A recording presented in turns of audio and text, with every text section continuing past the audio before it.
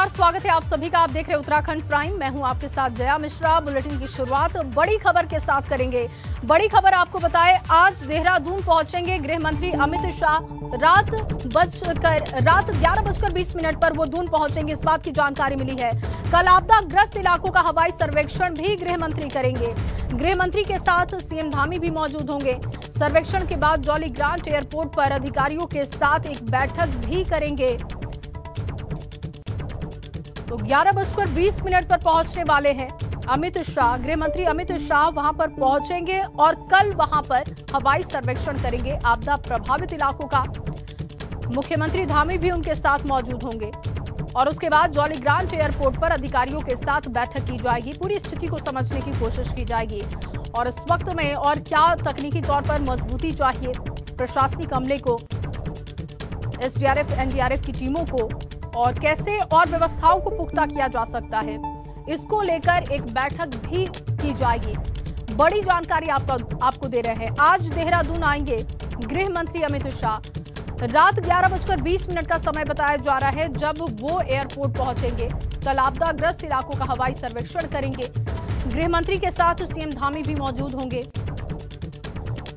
हालांकि सीएम धामी लगातार आपदा प्रभावित इलाकों का जायजा ले रहे हैं, उस पर उनकी नजर है, लेकिन गृह मंत्री अमित शाह पहुंचेंगे तो देखना होगा कि और क्या एक्शन लिए जाते हैं, मदद के तौर पर किस तरीके की व्यवस्थाएं की जाती है। आगे बढ़ेंगे। सीएम पुष्कर सिंह धामी ने खटीमा से बाढ़ग्रस्त इलाकों का निरीक्षण किया। मुख्यमंत्री ट्रैक्टर पर सवार होकर बाढ़ग्रस्त इलाकों का निरीक्षण करने पहुंचे और उसके बाद वहां पर उन्होंने तमाम स्थितियों को समझने की कोशिश की। उनके साथ प्रशासनिक अमला भी मौजूद रहा।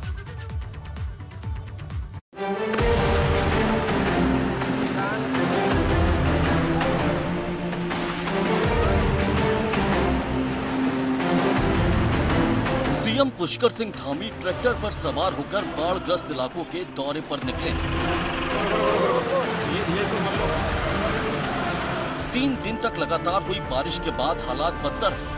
सड़क पर पानी बह रहा है, जिससे हालात का अंदाजा लगाया जा सकता है। यही वजह है कि मुख्यमंत्री ट्रैक्टर पर सवार होकर बाढ़ग्रस्त इलाके के निरीक्षण के लिए पहुंचे हैं।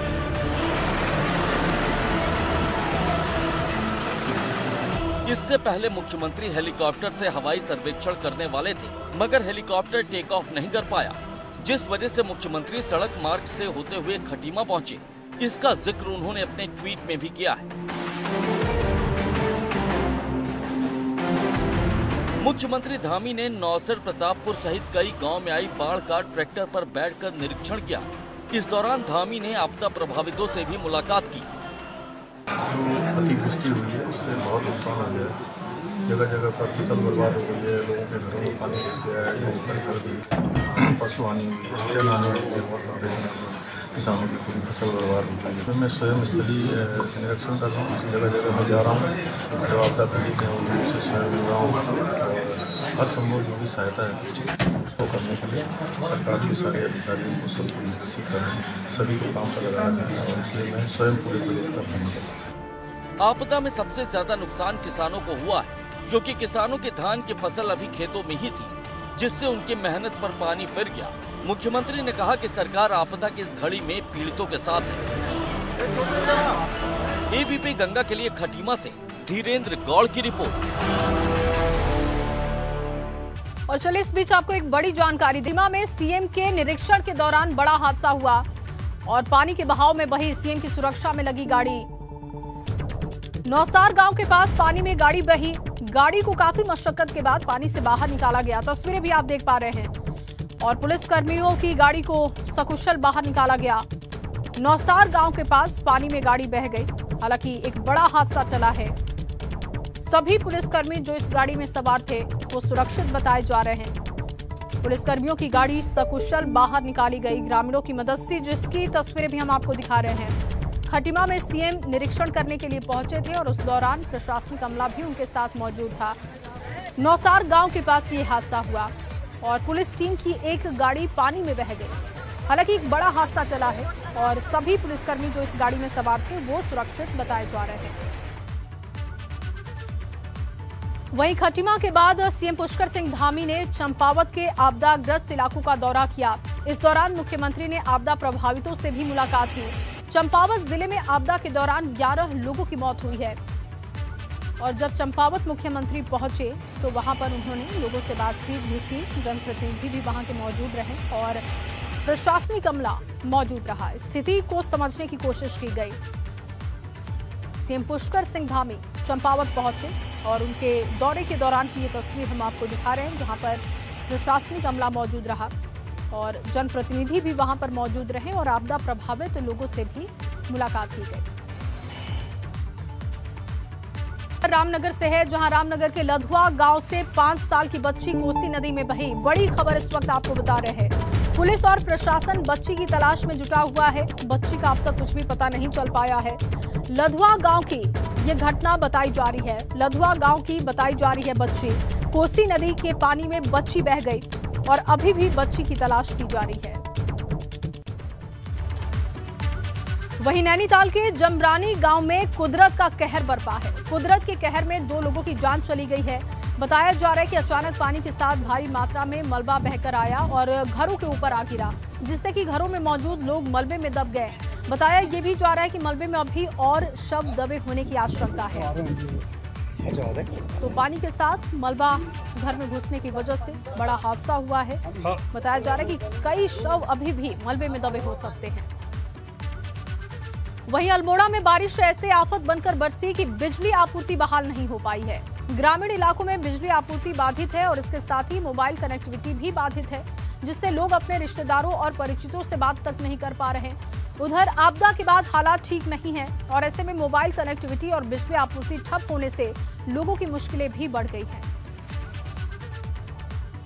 और इस बीच उत्तरकाशी से बड़ी जानकारी दे। उत्तरकाशी में 3 पोर्टर लापता हो गए हैं। आईटीबीपी की 2 टीम पोर्टर्स को खोजने के लिए रवाना की गई है। वायुसेना के हेलीकॉप्टर की मदद ली जा रही है और 15 अक्टूबर को आईटीबीपी टीम के साथ ये पोर्टर गए थे, उसी वक्त से लापता बताए जा रहे हैं। अब आईटीबीपी की 2 टीमें रवाना की गई हैं पोर्टर्स को ढूंढने के लिए। वायुसेना के हेलीकॉप्टर की भी मदद ली जा रही है। बारिश इस कदर आफत बनकर बरसी कि बद्रीनाथ हाईवे लामबगड़ में बाधित है। कुछ जगह पर तो सड़क का नाम निशान तक मिट चुका है।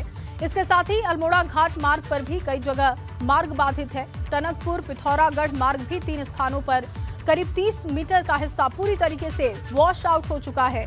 कैबिनेट मंत्री सतपाल महाराज का कहना है कि इस रोड की मरम्मत के लिए तकरीबन 100 करोड़ रुपए खर्च होंगे। गाँव में 3 नेशनल हाईवे बंद हो गए हैं। इसमें टनकपुर पिथौरागढ़, अल्मोड़ा घाट और भवाली अल्मोड़ा जो रोड हैं, ये नेशनल हाईवे हैं, ये बंद पड़े हैं और इसके लिए हम लोगों ने युद्ध स्तर पर इंस्ट्रक्शंस दे दी हैं कि आप काम करें, वार फुटिंग पे इनको चालू करने का पूरा प्रयास करें। इसका भी जो हमारा डैमेज हुआ है इसका असेसमेंट हम नहीं कर पाए हैं। कल लगभग 100 करोड़ रुपए लगेंगे इसको ठीक करने में, परंतु पूरी तरीके से इसको सही करने में और इसको संरक्षित करने में जो है काफ़ी पैसा लगेगा। वहीं केदारनाथ हाईवे पर अब पहाड़ियां दरकने से राहगीरों की मुश्किलें बढ़ गई हैं, जिस वजह से तीर्थ यात्रियों और केदार घाटी की जनता को फिर से मुश्किलों का सामना करना पड़ रहा है। केदारनाथ हाईवे के 2 से 3 जगहों पर पहाड़ी से मलबा गिरा है, जिस वजह से मार्ग भी बाधित है और लोगों को परेशानी का सामना करना पड़ रहा है। ये तस्वीरें आप देख पा रहे हैं, रुद्रप्रयाग की ये तस्वीरें हैं। और अब खबर टिहरी से है, जहां टिहरी में बारिश के बाद हालात बिगड़ चुके हैं। जिले के 10 मार्ग बंद हैं, जिनसे कि SH 72 भी जिनमें शामिल है, जबकि जिले के 9 ग्रामीण मोटर मार्ग भी अभी बाधित है। प्रशासन का कहना है कि बंद मार्गों को खोलने की कोशिश हो रही है।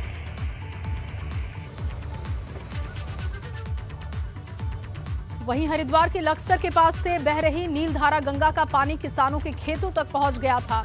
सूचना के बाद प्रशासन मौके पर पहुंचा। प्रशासन का कहना है कि तटबंध की मरम्मत का काम करवा दिया गया है। दरअसल पिछले कई सालों से नीलधारा गंगा का तटबंध टूटा हुआ है। जब भी नीलधारा गंगा में पानी का जलस्तर बढ़ता है तो टूटे तटबंध से होकर पानी किसानों के खेतों तक पहुंच जाता है। वहीं 3 दिनों तक हुई बारिश के बाद बुधवार को मौसम खुलने पर तीर्थ यात्री केदार धाम के लिए रवाना हुए।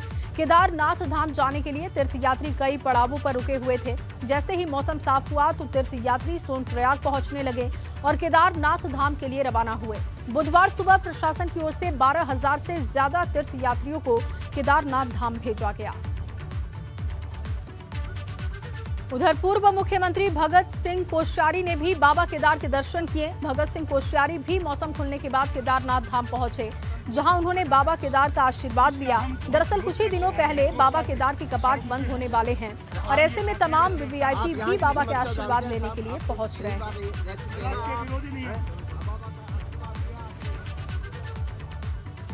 पूर्व सीएम हरीश रावत ने एक बार फिर से ट्वीट कर कहा कि उन्हें पंजाब के प्रभारी पद से मुक्त कर दिया जाए। हरीश रावत ने ट्वीट किया है और उसमें लिखा है कि मैं उत्तराखंड को पूर्ण रूप से समर्पित कर सकूं, इसीलिए पंजाब में जो मेरा वर्तमान दायित्व है उस दायित्व से मुझे अवमुक्त कर दिया जाए।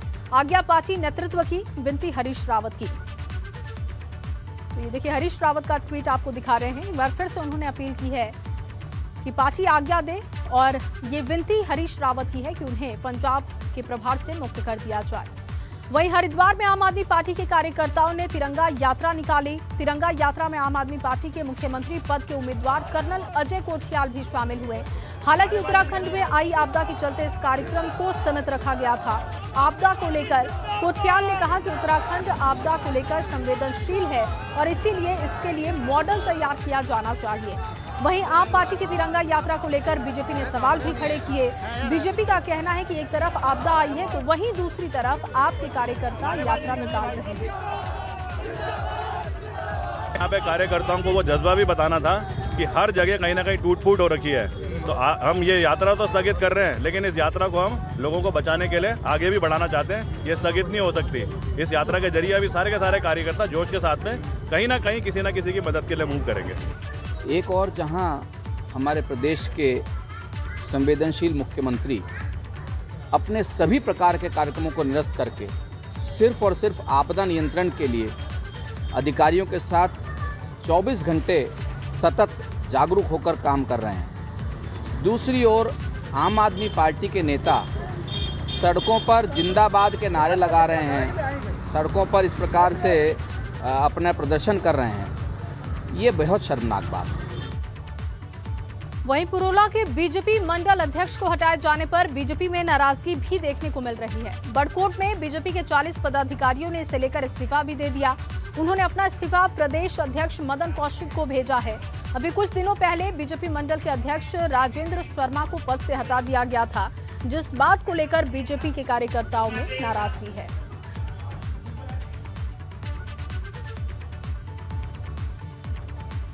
और अब खबर लक्सर से है, जहां लक्सर के खानपुर में डीएम विनय शंकर पांडे ने सरकारी अस्पताल का औचक निरीक्षण किया।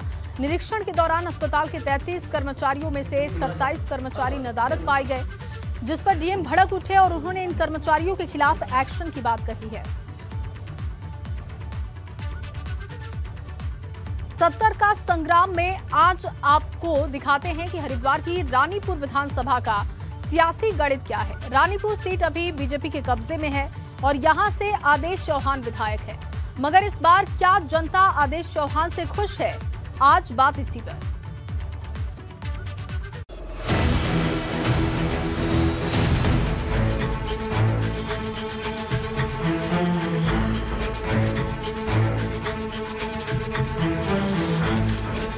रानीपुर विधानसभा सीट 2012 के परिसीमन के बाद अस्तित्व में आई थी। इस सीट का ज्यादातर हिस्सा पहले हरिद्वार और रुड़की विधानसभा सीट में आता था। अब आपको रानीपुर विधानसभा सीट का सियासी इतिहास दिखाते हैं। राज्य के गठन के बाद ये सीट बहादुराबाद के नाम से गठित की गई थी, जिस पर साल 2002 और 2007 में बसपा का दबदबा रहा। बसपा के दिग्गज नेता रहे मोहम्मद शहजाद विधायक चुने गए थे। 2012 में फिर से परिसीमन हुआ तो रानीपुर के नाम से नई सीट इजाद हुई, जिसमें आदेश चौहान ने भाजपा के प्रत्याशी के तौर पर जीत दर्ज की। 2017 में भी आदेश चौहान ने अपनी जीत का क्रम जारी रखा। आदेश चौहान को लगता है कि इस बार भी जनता जनार्दन का आशीर्वाद उन्हीं को मिलने जा रहा है। सबसे बड़ी एक समस्या थी कि वहाँ पर शिवालिक नगर, सुभाष नगर, टिहरी विस्थापित कॉलोनी एक ऐसा क्षेत्र था जिसका कोई स्टेटस नहीं था और वो ना तो किसी विकास इकाई के अंग थे और इसलिए वहाँ पर कोई भी डेवलपमेंट का काम नहीं हो पा रहा था, कोई मेंटेनेंस के काम नहीं हो पा रहे थे। तो 2012 से हमने उसके लिए प्रयास कर हम उसको नगर पालिका बनाने में सफल हुए। विधायक आदेश चौहान अपने आधे अधूरे वादों के बीच जनता में अपने अच्छे बर्ताव की वजह से अच्छी पकड़ रखते हैं। जनता के बीच समस्याओं के समाधान को लेकर उनकी छवि काफी आक्रामक विधायक की नहीं, मगर बड़े औद्योगिक क्षेत्र का प्रतिनिधित्व करने के बावजूद वो उद्योगपतियों और मजदूरों की समस्याओं का प्रभावी ढंग से समाधान नहीं करा पाए। एबीपी गंगा के लिए बहादुराबाद से रोहित सिखौला की रिपोर्ट।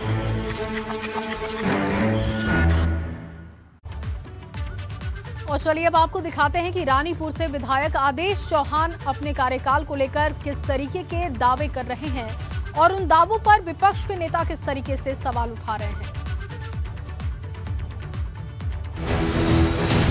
शहर से जुड़े हुए जिन क्षेत्रों में सीवरेज लाइन नहीं थी, उसके लिए भी कई वर्षों से लगातार प्रयास चल रहे थे। हम लोग उसके लिए जर्मन भी गए और वहाँ से हम लोगों ने लोन लिया और आज वो योजना हमारी स्वीकृत हुई है और आने वाले नवंबर के महीने में हम उसका शिलान्यास करके उसका शुभारंभ करा देंगे।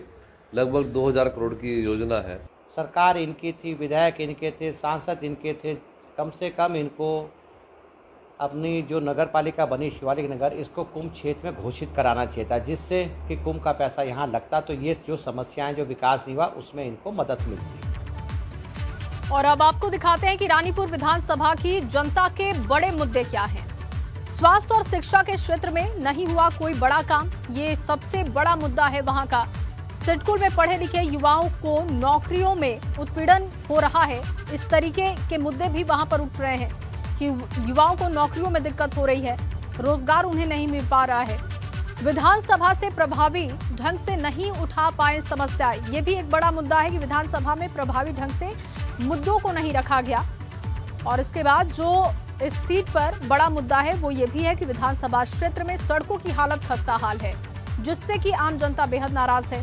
चुनाव के दौरान किए गए वादे अब तक पूरे नहीं किए गए, तो इस बात को लेकर भी जनता में नाराजगी है। आदेश चौहान के खिलाफ वहां पर लोगों का कहना है कि जो वादे किए गए वो वादे उन्होंने पूरे नहीं किए। तो इस तरीके से ये तमाम बड़े मुद्दे हैं। स्वास्थ्य और शिक्षा का बड़ा मुद्दा है, चुनावी वादे अब तक जो पूरे नहीं हुए उसको लेकर भी कई तरीके से नाराजगी दिखाई दे रही है। और चलिए अब आपको दिखाते हैं कि रानीपुर की जनता विधायक आदेश चौहान के दावों पर क्या कह रही है। 10 साल का कार्यकाल हो गया विधायक जी का, बिल्कुल शून्य है। सिर्फ शादी ब्याह के अंदर विधायक जी नजर आते हैं और जो हमारा सिडकुल का क्षेत्र है, हमारे युवा जो है रोजगार के लिए भटक रहे हैं। ठीक है, थोड़ा उन्होंने काम करवाया है, ऐसी बात तो है नहीं है, पर ये अभी भी इसका हिस्सा रह रहा है। सड़क का मामला हो, किसी का भी कोई भी हो, हर काम वो अपना समय पर करते हैं, समय पर उपस्थित होते हैं। यहाँ बेरोजगारी सबसे ज़्यादा है, क्योंकि यहाँ जो हमारा सिडकुल है इसमें तय बाजारी चल रही है विधायक की, क्योंकि कुछ चंद आदमी के द्वारा काम होते हैं, वो पैसे लेते हैं और किसी के काम नहीं होते, क्योंकि 10 साल से है, उसे चिंता नहीं है विधानसभा की क्या हो रहा क्या नहीं हो रहा। कि यहाँ पर बेरोजगारी बहुत ज़्यादा हो रही है। सिडकुल में जो लोग काम करते थे वो फैक्ट्रियाँ बंद करके और भी इस तरह से हो रहा है। और यहाँ पर साफ सफाई सुरक्षा की व्यवस्था जैसे पुलिस का जो है वो होना चाहिए, वो भी नहीं हो पा रहा है।